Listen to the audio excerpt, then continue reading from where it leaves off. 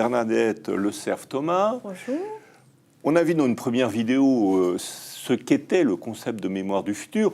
On se rend compte que dans un monde qui change très vite, il faut ouvrir des nouveaux possibles. Donc, transformer notre rapport au futur et à sa mémoire, c'est-à-dire notre relation au passé, au présent et au futur, sont en train de se recomposer complètement.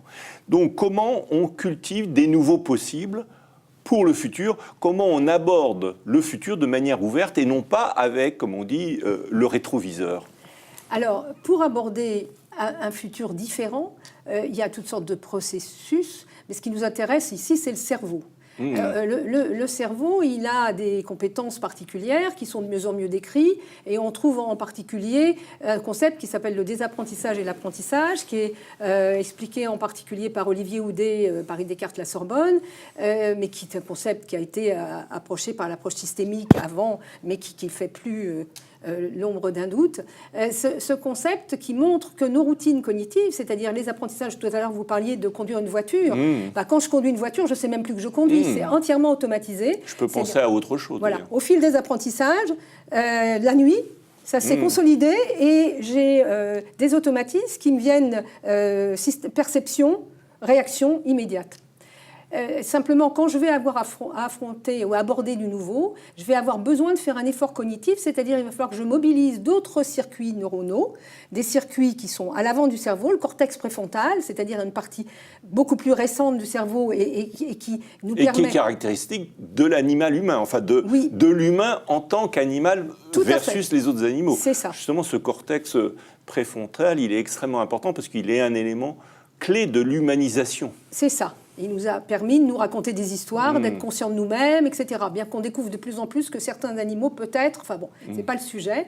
Et donc, dans ce mécanisme-là, je vais avoir à apprendre à inhiber des automatismes et pour rendre possible l'accès à des connaissances. Et ça va toucher différents champs. Ça va toucher le champ des perceptions, c'est-à-dire découvrir du chinois, alors que j'ai jamais décrypté apprendre des nouvelles perceptions. Voilà, conduire une voiture et conduire un avion, c'est pas tout à fait les mêmes perceptions. C'est pas les mêmes perceptions. Donc apprendre de nouvelles perceptions. In fine, il va falloir que je réorganise ma mémoire, que je fasse des modifications anatomiques dans ma mémoire, et dans mes circuits de neurones et dans mes automatismes cognitifs. Il va falloir que j'apprenne à donner de la valeur à cette nouvelle information, connaissance, perception. Qu'est-ce qu'elle vaut? Et pour accepter qu'elle vaille quelque chose, il va falloir que je lui donne de la valeur en acceptant qu'elle vienne en concurrence avec d'autres choses qui avaient de la valeur pour moi. C'est-à-dire que je fasse un troc. Qu'est-ce que je perds, qu'est-ce que je gagne?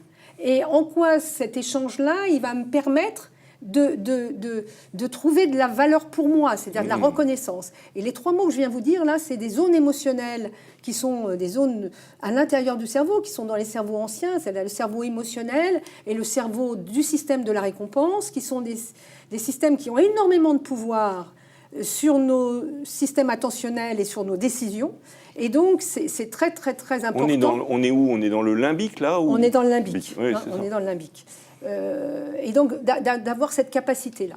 Et donc, ensuite, nous avons des systèmes attentionnels qui font que, par exemple, pendant des années, on a regardé le contrôle qualité ou le retour sur investissement pour faire court. Ou l'économique. Puis on se perçoit qu'aujourd'hui, si on met un peu de relationnel ou d'humain, on gagne quelque chose. D'abord, on gagne des échanges plus dynamiques, on gagne d'autres façons de voir. Et puis on se dit qu'il faut aussi qu'on voit la productivité par rapport à l'environnement. C'est-à-dire, est-ce que je suis en train de pourrir l'environnement ou est-ce que j'en suis en train dans une logique durable? Donc ça veut dire que j'ai besoin d'avoir d'autres critères attentionnels. Ces critères attentionnels, ils sont très, très, très drivés par le système de récompense et par ce que j'ai appris dans mon passé, depuis que je suis tout petit. Et ça fait des traces. Ce que je vous dis là, c'est du cerveau qui code. C'est pas... C'est dur. C'est de l'anatomie, c'est de la chimie. Comme vous dites, vous prenez cette métaphore, ça serait un peu de changer de logiciel. Oui, alors ou sauf même que changer c'est pas un logiciel. d'ordinateur. Parce que, au passage, vous avez 100 milliards de neurones. On les a comptés à peu près, alors il semblerait qu'il y en ait un peu moins. 1 million de milliards de connexions synaptiques, et on ne connaît rien de plus complexe sur la Terre que le cerveau humain. Il n'y a pas de cerveau identique. Et ce qu'on sait de plus en plus, c'est que votre cerveau, il est flexible et il se transforme au fil de vos apprentissages.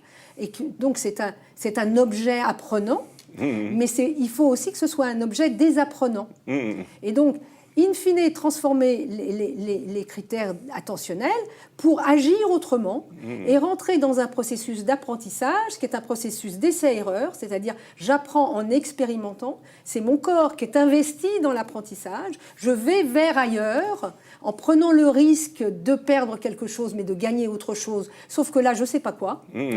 Et donc je vais rentrer dans cet apprentissage et au fil du temps, en dormant, ça va se consolider, etc. Donc il y a tout un aspect de neurosciences qui permet de comprendre qu'on est en train de travailler, de transformer notre outil cognitif et émotionnel. Et quand on a imaginé un futur autre, eh bien, on est confronté à cette difficulté de se transformer soi-même. Alors vous résumez cela de manière très simple, très synthétique, dans une phrase que vous allez peut-être m'expliquer, qui est au fond... On est en train de passer d'un monde où celui qui avait la bonne rétribution, enfin, où le stock de savoir était la chose la plus importante au monde, à un monde où, en fait, c'est plutôt cette capacité de désapprendre, d'ouverture au non-savoir, qui devient plus important. Alors déjà, cette position-là entre celui qui sait et celui qui accepte de ne pas savoir, dans une université, ça pose déjà des questions. Sans parler dans l'entreprise, sans parler des politiques, on voit la révolution que ça va créer. Et donc, voilà, peut-être expliciter cette idée-là. Oui, alors on dit toujours il a un cerveau bien rempli. Le problème du cerveau bien rempli, c'est qu'il n'accepte pas forcément de se vider, si je peux me permettre. Bon, c'est un peu cavalier comme façon d'exprimer, mais c'est savoir douter, si vous voulez. C'est apprendre à douter. Apprendre à douter des apprentissages passés, apprendre à remettre en question ce qui a marché dans le passé, c'est réellement ça peut être une souffrance psychologique, mais c'est ça déclenche des émotions. En plus, parfois, on n'est pas à l'aise, surtout quand on est très intellectuel, on n'est pas à l'aise avec des pensées qui déclenchent des émotions. Voilà, alors qu'il n'y a pas de changement sans processus émotionnel. Et à la limite, si vous n'avez pas d'émotion, si vous restez dans la même émotion par rapport à une argumentation, s'il ne se passe rien pour vous, ça veut dire que vous n'avez rien changé. Voilà. Et donc cette capacité créative, en fait, cette capacité... Ça nous renvoie à la création, évidemment. Oui, c'est pour ça qu'on parle d'ère de l'information, mais surtout d'ère de la création. C'est-à-dire que la création, dans ce nouveau contexte, va devenir essentielle. Voilà. Vous connaissez bien ça, vous, parce que vous avez approché la création.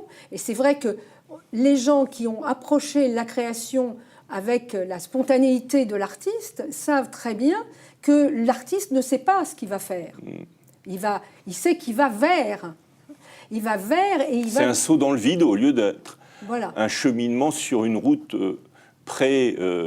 enregistrée sur une carte. Voilà.